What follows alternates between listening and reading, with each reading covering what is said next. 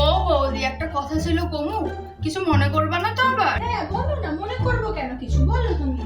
আরে বৌদি, সে পাশের পাড়া সিনেমা হলে একটা নতুন বাংলা ছবি আইছে, খুব ভালো চলতেছে নাকি। বিনোদিনী, তুমি যে ওটার কথা বলছো? হ্যাঁ হ্যাঁ হ্যাঁ, ওইটা। আমার বরটারে কবে থেকে বলতেছে নিয়ে যেতে, আমার বলতে বলতে মুখ থেকে রক্ত উঠে গেল, তাও সেই ব্যাটা নিয়ে যায় না আমার সিনেমা দেখতে। আচ্ছা, তোমার জন্য একটা টিকিট কেটে আনবো এখন চিরদিনই তুমি যাবে। না না না, একটা না দুইটা আনো। আমার একা একা যাইতে লজ্জা লাগে, তুমি একটু যাবা আমার সাথে। আমার টিকিটের টাকাটা তুমি না মাস মাইনা থেকে কাইটা নিও, তুমি আর আমি যাবো। হ্যাঁ, The next day. প্যান্টে খালি খালি পকেট খালি, চুল দিয়ে দিলে সারা মুখে।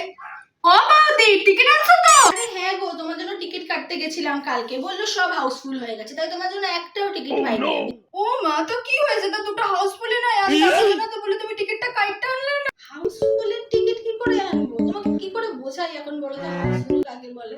আচ্ছা ঠিক আছে, তুমি কাজ করো, পরের দিন